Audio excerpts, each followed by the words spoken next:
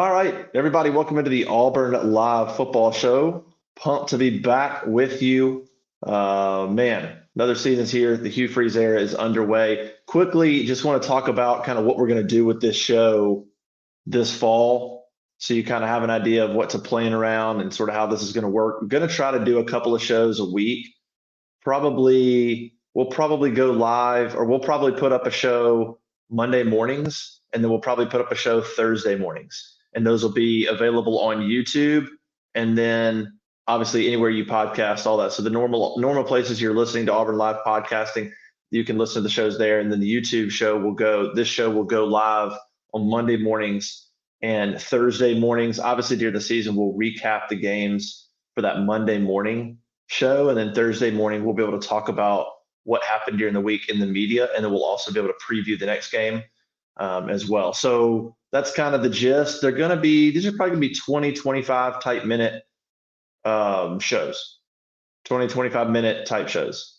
Not going to go an hour, not trying to drag you out, really just kind of want to get you the information, provide a little perspective, provide a little context, and opinions, and then move about your day. And then, of course, you've already got awesome content on the page. You got the call-in show, you got the recruiting shows. We'll be doing this show, and then we're also going to be bringing back the modcast, which will go live on Friday mornings as well. So that'll be the whole crew, Jeffrey, Cole, myself. Maybe we'll bring J-Head in for the modcast, stuff like that. So we'll bring that back as well, and that'll be on Friday mornings. That'll go live and all that good stuff. So appreciate everybody joining us. We'll get into it real quick. Just want to talk about our sponsor for the Auburn Live Show this year, Ross Kilpatrick.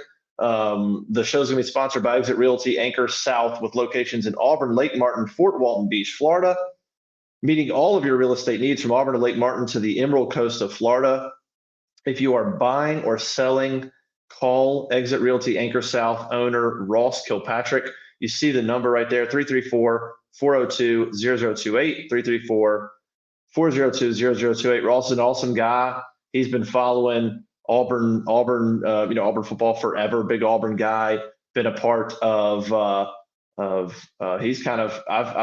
He's sort of followed at Rivals 24/7. Now he's with us at On Three. He's a member of Auburn Live. So awesome guy. Give him a call if you need any help in the real estate game.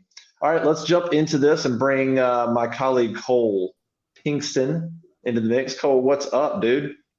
What's up, man? I'm just ready to get to football season, dude. I love fall camp, but I'm ready for toe to meet leather. You know what I'm saying? Yeah, we're almost there. We're almost there. We're almost there. All right, so we are through week one. We got to watch a couple of practices. Really, I say week one, we're through 2 days. As of us recording this, we've seen 2 practices.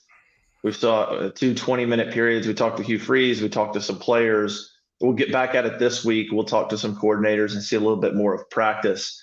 What stood out, if anything, in the 2 periods? Just so people know, we get to watch like about a 15-ish minute viewing window at the beginning of practices, and it's the same window every practice. So like nothing really changes for us. We just kind of go see who's out there. We get maybe a little bit of a feel for depth chart, but we don't see everything in terms of reps, but we can kind of get an idea of maybe who's out there, because the way they're running through things in an order of 1s and 2s generally. So we can kind of see how guys are lined up or positions and things like that. Of course, we talked to Hugh Freeze to kick off fall camp. A lot of interesting things there. Did anything stand out, shock you in the first 2 days of practice? Like, dislike? Like, what was maybe one thing that caught your eye? Well, I don't know if it's shocking, but just for the first time in probably my lifetime, I went out there and I had to have a roster.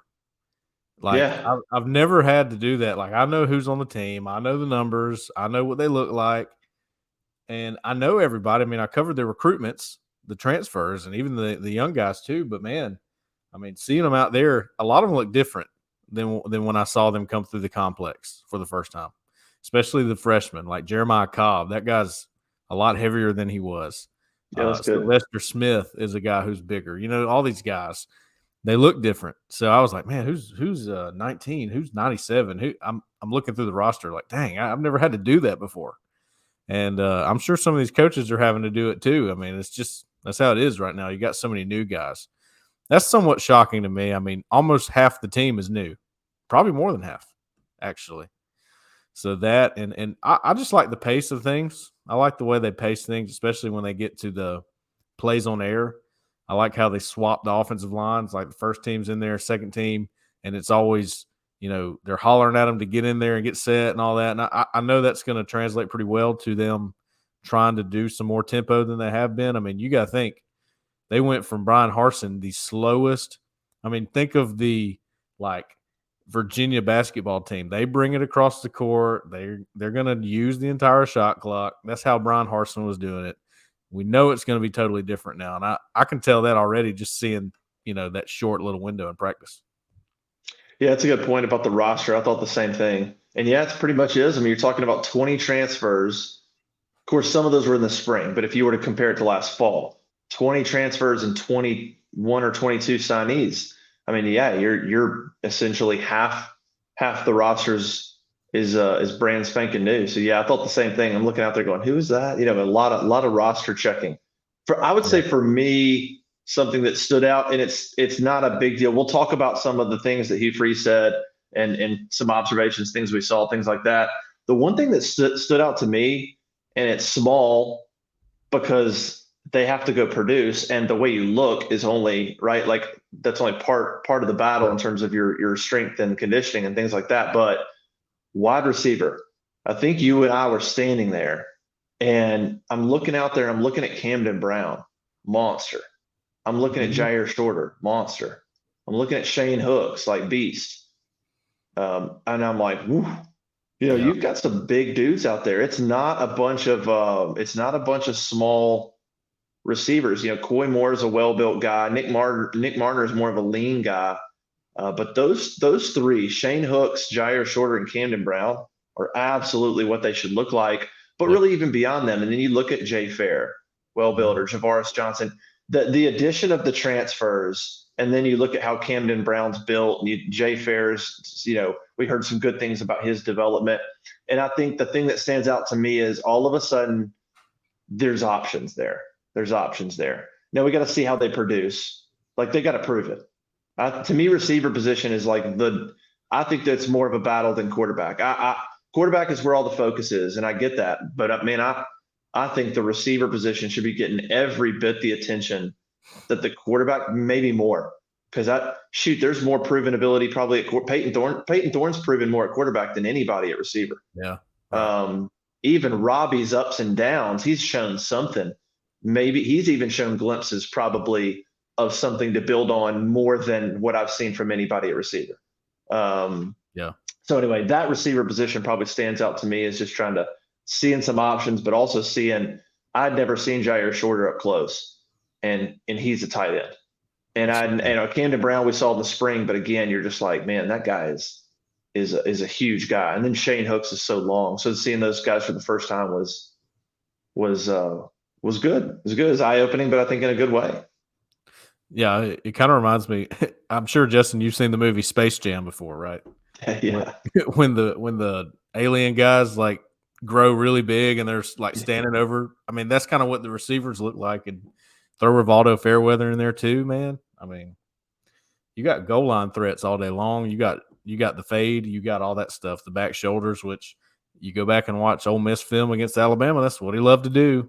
I almost think they have to talk him into getting a smaller guy at receiver, a guy like Bryce Kane, who they have committed right now, because he just loves those big body receivers so much, and he's going to use them. I mean, he's really going to utilize that skill set. I mean, it's extremely difficult to stop a back shoulder throw, and when you have a guy that can adjust to it, but is also walling off defenders and doing it because they're so big, that's going to be. I mean, they have the options. That was the other shocking thing, is because they have so many options. I'm thinking back to last year and going, man, I just don't know. I don't know who's going to be the starter, and that's not necessarily a good thing at this point. And another thing too, though, is Harsin's recruiting not good. We know that, but they hit on the three receivers they got. I really believe that. Jay Farrow, Amari Kelly, and Camden Brown. I think they hit on those three. Yeah, I think they hit on them potential wise for sure. And I think you're right. I think they've all shown some flashes. I think Fair and Amari Kelly both are guys that I think are on the right track. Yep. We were sitting there on the field talking about Amari Kelly, and I don't know where he'll fit into the mix because you bring these experienced season transfers in. Right. I don't know where Amari Kelly will fit into the mix, but I like what I've sort of seen and heard from him from spring, summer, and watching him out there. I think that he's a kind of a forgotten guy a little bit, but Definitely. I think he's got really, really nice potential. So you're right on those three guys. I think there's certainly the potentials there. Let's see what the opportunities there this year to go prove it. But I don't think any of them have stumbled. Like I think there's some really good glimpses of what they can be. Yep. All right, let's roll through some things that were said and done this week, and we'll talk about maybe some things that stood out to you in terms of we'll start with kind of what Hugh Freeze talked about, and you tell me some things that stood out to you. He talked about creating pressure for the quarterbacks, creating adverse situations to try to learn as much as he can about those guys. He's never coached Peyton Thorne, right? He just arrived, and he's got to get answers. So he talked a lot about creating situations in this first 5 practices for these quarterbacks and trying to narrow things as quickly as possible to, I guess, there's really 3 main guys getting reps. He probably wants to get that down to 2. I'm not sure how quickly he'll go from 3 to 2 because Holden Gerner and Robbie Ashford, Peyton Thorne, we've all got something there. So I'm not sure how quickly that'll go. Of course, Peyton Thorne was running with the ones, a lot of what we saw. We did see Holden Gerner getting a few reps with the ones during some of the drills we saw. Like we didn't watch him scrimmage, but some of the things we're watching, Holden Gerner was mixing in with the first team O-line, first team running backs, first team receivers, doing some reps and things like that. And so I think he's a guy that's certainly in there. Hugh Freeze didn't talk about Jarquez Hunter. Said the same thing he did at FCC Media Days, which is we're not going to talk about university policies. We didn't see Jarquez Hunter on the football field, which raised a lot of eyebrows. Hugh Freeze talked about the offensive line and the jack position being positions he's excited about. He thinks they've really improved on the offensive line, and he thinks the addition of Jalen McLeod and Steven Sings at edge really. By the way, I'm just gonna go back and forth on edge and jack. I'm just gonna say edge and jack like constantly. I don't know what they want to call it. Jack. I think on what is it? Jack on the official website. Yeah, it's Jack, but I mean it's the same. They have the same role, so it's the same freaking thing. And I'm probably gonna say Jack Edge. I'm just gonna say Jack Edge all the time. Right. What else? Talked about the overhaul receiver room. We hit on that a little bit. He talked about wanting to sort of tear the team down in some ways and then bring them back up, sort of a motivational way, a way to sort of, I think, mold them a little bit in this new Hugh Freeze era. He talked a little bit about what you talked about, which is he's a little bit uncomfortable entering fall camp because the roster is it's just so much. It's one thing to come in as a new coach, but then they added a bunch of summer signees plus transfer guys after the spring camp. So there's even, I don't know probably 20 new guys even from spring. So he talked about being really kind of uncomfortable as he's ever been entering a fall camp, not even knowing names, but not really understanding what he has on his plate, like what this team is all about. What are some things of that kind of group of things that Hugh Freeze talked about? What was sort of interest to you? What sort of intrigued you about some of the things that he talked about when we spoke to him on Thursday before fall camp started? Well, before you even mention what he said, I like to observe him and see how he goes about saying things and what his thought process is when he's being asked a question. Yeah. And to me, he looks anxious. He looks anxious about things. And when I use that word, I don't use nervous. I don't think it's a bad nervous. I think it's an anticipated, like I'm very excited about what's happening here, but I know how big this is. It almost like it feels like he's in a role now where he was trying to get to in his coaching career. That's what it looks like to me. And he's very anxious about how things are going. He wants to win so badly. He wants to do it now. He does not want to have this rebuild year. He wants to do it right now and get Auburn right back, where it should be. So I like that about, I think that's a good thing. I think that's positive for Auburn fans and for the team. And then, when he hit the road recruiting, when he started getting these transfers in and all that, it was very obvious that the lines of scrimmage were important. And he hit on that a few times when talking. And I really think just from watching those guys and watching them move and just going through their steps, they look more sudden. They look more athletic. They look leaner. They don't look bigger. They look leaner, which in this offense, with the more tempo, more fast paced stuff, RPO type stuff, it's way more important to be leaner than slower, if that makes sense. So they're faster, moving better, and that's important. And I think he knows that. I think he likes what he's seeing from those guys. I think he loves Connor Liu, the freshman. That's the guy he always has to mention, or I see him around him all the time at practice, stuff like that. But then he loves these transfers: Gunnar Britton, Avery Jones. He loves Cam Stutz. Took the dude to SEC Media Days, and I think that says a lot. And these are guys. I think it's interesting that Jeremiah Wright is not with what we perceive to be the ones right now. That I think is interesting, but I think it's good because we did not see him practice in spring, which means Hugh Freeze has never seen him practice. Yeah. Unless you watch some film or something like that. So I guess he looked at the situation and said, well, you might be the best guy, but you're going to have to earn it. You're going to start in the 2s or the 3s, and you're going to work your way to first team. I think it's just little stuff like that I like to look at and sort of the game within the game stuff. And at practice, it's stuff that I like to see how his coaching strategy is. And right now, I think a lot of things are going well. I think the strength program was obviously good to the team. I haven't seen any live action yet, so it's hard to say. But, as far as the pace and everything, he hinted at that before we went out there, and then I thought it came through pretty good. And he even said on SEC Network, I just think we need to be a little bit more mean at practice, a little bit faster, a little more, into what we're doing. Yeah. That's pretty good. Yeah.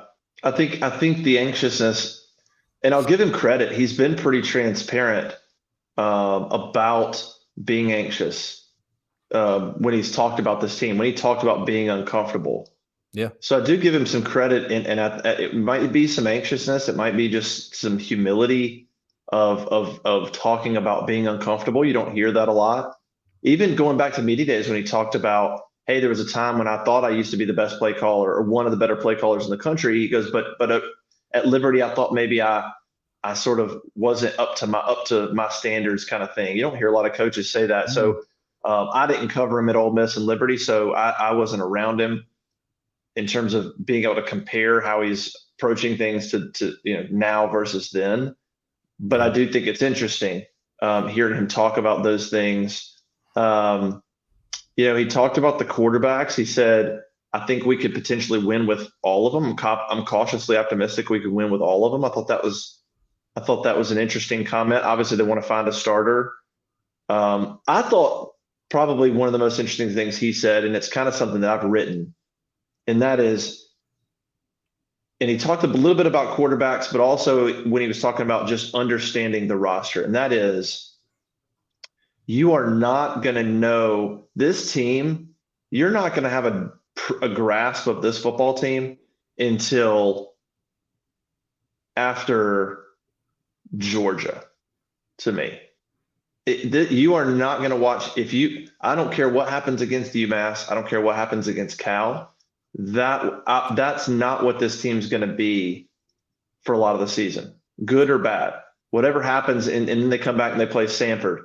Those are there's just a long way to go, not just at quarterback, but with a bunch of other positions, with integrating the transfers into the mix. But more importantly than all that, a new culture, new coordinators, a new standard, a new approach, a new expectations. And so I think that's something that just keep that in mind when that UMass game comes and goes and Cal comes and goes. There's still going to be so much growth from this team that can happen. Now, if they come out and look halfway decent against UMass and Cal and Samford, that's a great sign, because you're maybe they don't look bad. Now, that the competition could be part of it, but I just think he talked about that a little bit, about maybe not understanding, not really knowing what this team is about until 3, 4 games into the season. And I think that's so true, because you're going to have A&M's that first game on the road, and then Georgia. So just keep that in mind, man. This team is such a work in progress. Whatever you see in those first couple of games I think it's going to be a completely different thing than what you see late October, early November. It's just, I think it's in a good way. I think that the growth that has an opportunity to happen will happen in a good way. I don't think it's going to go down. If anything, I think they're going to find themselves as they go, especially at quarterback. And he talked about that at quarterback, said, hey, talk to me after game one and we'll look at the stats to figure out if we have a bona fide starter. Although if it's UMass, if somebody goes out there and sucks it up against UMass, I think there's a bigger problem there. Yeah. But yeah, I think that was my takeaway. Just, it kind of went in line with his uncomfortability with the roster and just sort of not understanding what this team is. And I think it's just going to take time. I think that stood out to me. And I think it's just a good message for fans to remember, is that, man, a lot of growth, a lot of things happening. I mean, shoot, he was asked if they were going to add more players, and he was like, well, never say never. I mean, like, can you imagine if a kid graduates somewhere and walks on a campus and play, right now, like there's just still a lot of, I think they're done. But anyway, that was probably one of my big takeaways. I think just the unknown of what this team can be. It's going to take a minute. Well, it was the other quote you said. I'm trying to think of what it was exactly, but basically he's trying to put a strain on them. He's wanting to do that a little bit more. Yeah. Tear him down. Tear him down. Tear him down. Yeah. And all coaches have a similar idea to that, but the thought process here is, and I've talked to a couple players who have told me, like, I think it was Marcus Harris. I was talking to him just to the side there, and he was like, man, he said, I am dog tired after practices. I don't know if it was him or not, but somebody was telling me it just wears them down. And look, you might give up some of your scheme there. Let's just go back to last year and say, okay, they might have been trying to refine the scheme. Okay, the offense was more important to learn than getting you to a point where we're gassing you all day long. I don't know if that's the truth here, but what I'm seeing is, hey, we're willing to be in some growing pains when we get to the season with our offense and our scheme, so we can make sure they're in the right kind of shape, so we can make sure they're able to finish ball games, and they're good at the base stuff. Because at the end of the day, it doesn't matter what we call. You better be good at something, because if you call some dynamic play and they're tired, who cares? It's not going to work. And you saw that in a lot of games. Like, I go back to Penn State. I don't think they gave up. I think they were just not on the same level as Penn State. I truly believe that. It's brutal. Yeah. We talked to Marcus Harris, and he talked about that game specifically when he was talking about stopping the run. He specifically mentioned that game, how embarrassing that game was. Yeah, very embarrassing. But that's, I don't think they're going to be in those situations anymore. They're going to be able to do it. There may be stuff you can't call because you weren't able to install it, or you weren't able to get to it in fall camp because you're working on other things. But I think the point is right now that these driving home, Hugh Freeze and the rest of the coaching staff, is we're going to get you ready, and we're going to be able to do the base stuff really well. And our quarterbacks are going to respond well to that too, and bring them along as we go with this offense. So I think you're going to see more vanilla stuff, even when you get to Texas A&M, as they're still putting in stuff each and every week. And then, like you said, towards the end of the year, you should have almost 100% of your offense in and have them comfortable. That's one of the things that I'm most worried about for this team early on. I don't think they're going to be comfortable with everything. It's a totally new scheme from what they did a year ago, and it's a change. Just make sure they're in the right kind of shape to run it, and I think you'll be in good shape with some of the weapons you're starting to have there.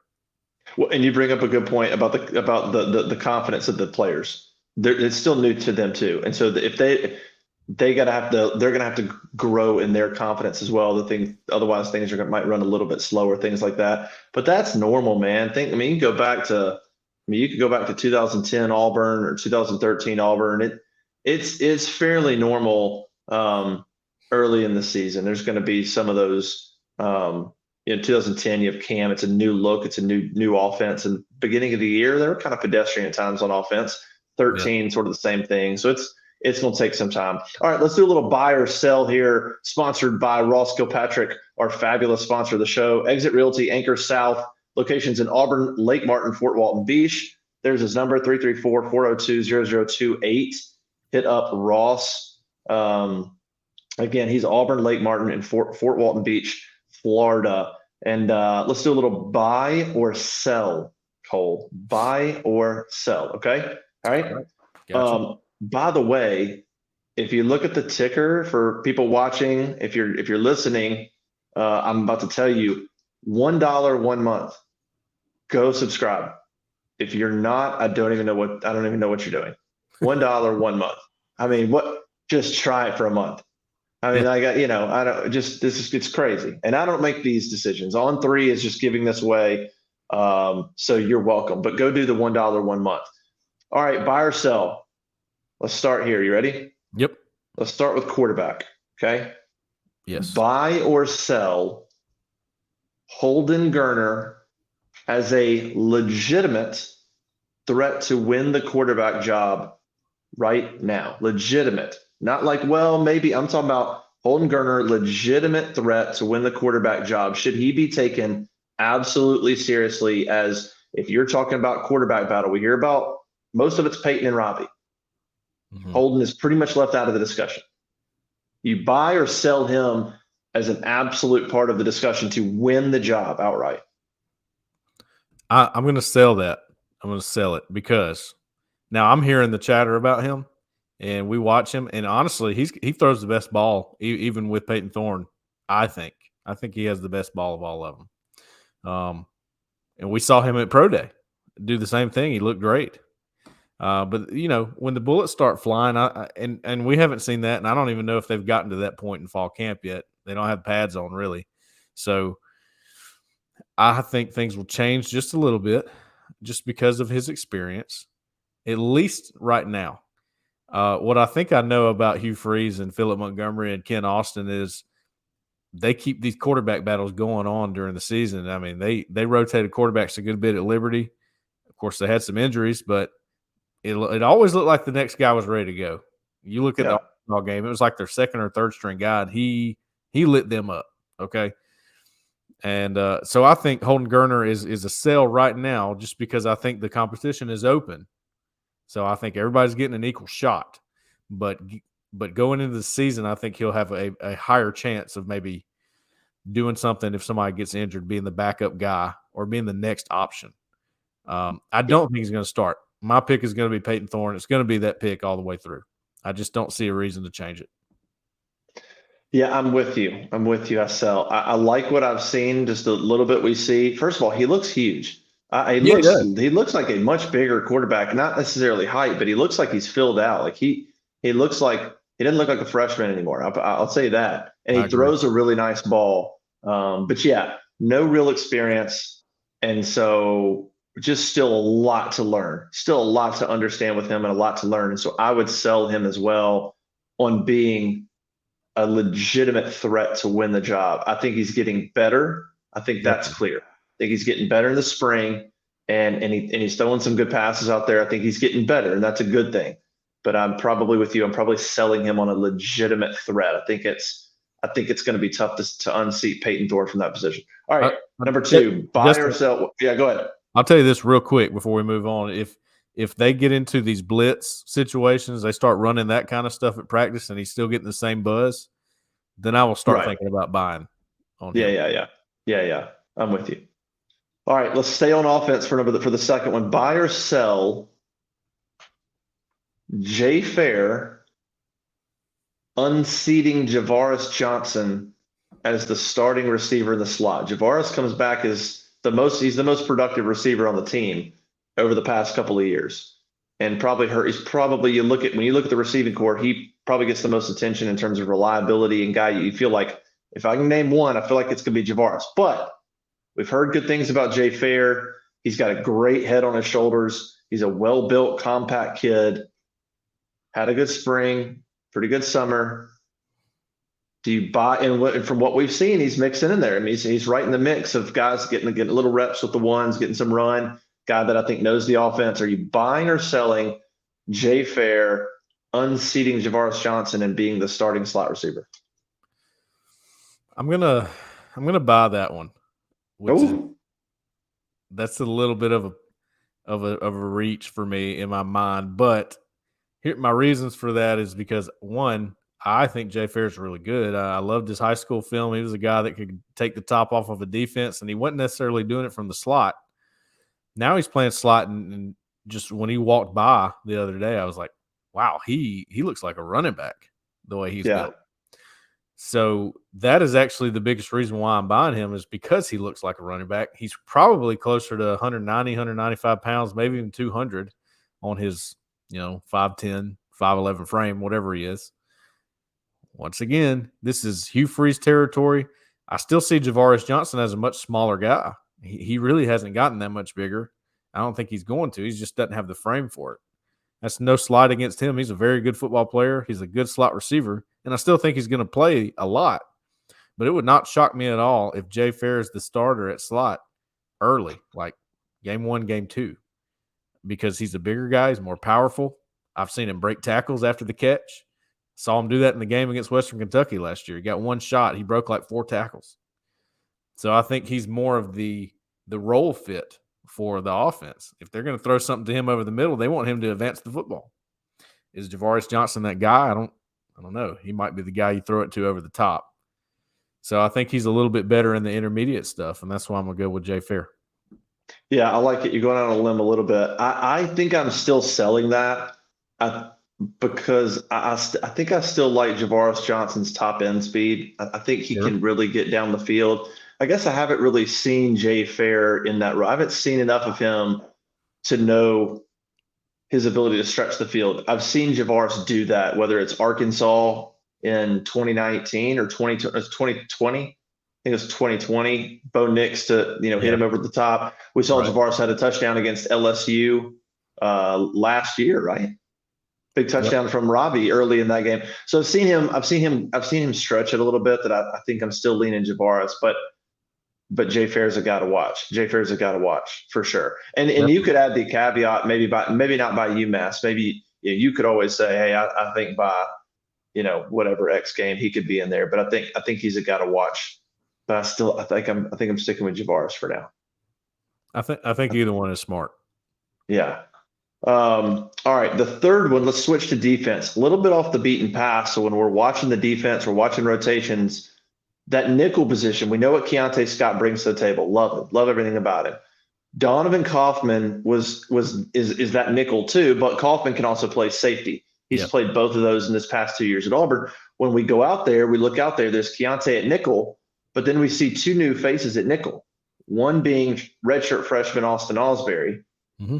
the other being true freshman Sylvester Smith. Now, Sylvester Smith was a safety, according to, that's the position he was listed at in the On3 rankings as a safety. But you walk out there and he's shadowing Keontae at nickel. So the question is, when you're looking at freshmen to play, look, I think we all know Kayan Lee's going to play. He went through the spring, cornerback, like he'll play. But when you're thinking about maybe some of these freshmen on defense that arrived in the summer, Sylvester Smith looks like a guy at that nickel position that maybe could find his way on the field. So my question is, buy or sell Sylvester Smith playing significant snaps as a true freshman at the nickel, maybe even backing up Keontae and freeing up Donovan to play. Donovan will play nickel. Maybe that frees up Donovan to play a little safety too, whatever it might be. But buy or sell Sylvester Smith let's say playing 8 or more games as a true freshman and making an impact at that nickel position as a backup. I'm going to buy it. I think I've been a big Sylvester Smith fan since he was committed to Tennessee and Auburn, flipped him late. I got to watch him really up close and personal, not only in the game at the Alabama-Mississippi All-Star game, but also in practice. I went to 2 practices, and he's an intense individual, number one. He's very locked in and focused when he gets to practice. That was not a time for him, and that's sort of a fun game. That's supposed to be fun, Yeah. all-star game. He wasn't having fun. It wasn't for fun for him. It was serious. He wanted to be the Yeah. best player out there, and that was actually the first time that he really and truly played corner, and he played corner in the game. He played well. So I think he's got some skills, enough skills to be able to play in the slot and play some of those slot receivers, which is nickel, but also play in the box and come in and be like an extra linebacker at times. So I think Donovan Coughlin plays more safety than nickel. And because of that, I think your next guy at nickel might be Sylvester Smith. Austin Osbury, I don't know what to think about him yet, honestly. Because I just don't know. When I went to see him when he was in high school, he was in a walking boot. So I never got to see what he can do. And then he's just been quiet. I'll go Sylvester Smith as being a significant snap guy at the nickel position because I think they'd like Donovan Coughlin playing safety. But whether it's nickel or slot corner or whatever you want to call it, I think they're going to run that a lot, and they'll also have Keontae Scott moving around. So there's opportunity there for a guy like Sylvester Smith, and I think he's good enough. Yeah, I think I'm with you. I think I'm buying. And I think it's because I think Kaufman's going to play a little bit more safety. Donovan Kaufman, I think that's why it starts with me. Donovan Kaufman's a good player, an experienced player, a heady player who needs to be on the field. Yes. And if Keontae is going to be at nickel, how do we get Donovan on the field? To me, it's finding ways to get him there at safety. I'm not a huge Zion Puckett fan. I think he's okay.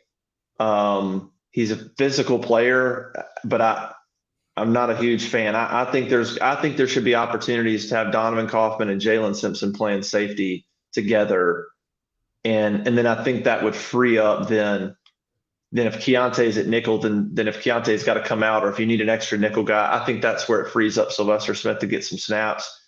And kind of looking at that group of true freshmen outside of Kay and Lee, Sylvester Smith, Terrence Love, CJ Johnson, who is huge, by the way. Yeah. Colton Hood. And then JC Hart, we don't know. I guess it looks like he's going to maybe start in the secondary. But of that group, Sylvester Smith seems to be maybe in the best position to play among that group of freshmen. And I agree. I think that he plays as a true freshman, doesn't burn his red shirt or burns his red shirt. I think he blows right through that and plays as a backup role in that slot position. And then if there's an injury or something like that, I think he's poised to have some serious playing time. So I agree. I think that's going to be maybe the guy to watch as a true freshman secondary of that big group. So that's the thing I was thinking. We knew Kayan, but could any of those other guys play as a true freshman? And I think Sylvester Smith might be the guy. So I'm buying him playing significant, important snaps throughout the year at that nickel position as a true freshman. I'm buying it. So we were only different on one then, because we both bought. We both sold Holden. I bought Jay Fair. You bought Javarius Johnson, and then we both buy Sylvester. I like it. Yeah, and by the way, we talked to Keontae Scott, and Keontae. When you talk to players, players are like, you got to take it with a grain of salt, because they just play each other. They don't play everybody in the country. So oftentimes when a player's like, they're the best I've ever seen. Well, you haven't played everybody. But Keontae said Javarius Johnson he thinks he's one of the best receivers in the country. Now, Keontae, love Keontae. He hadn't played everybody, one. And two, Javarius Johnson's stats don't come anywhere close to supporting that argument. But I think there's some ability there. I think there's some speed and some talent and some ability there. So we'll see what happens.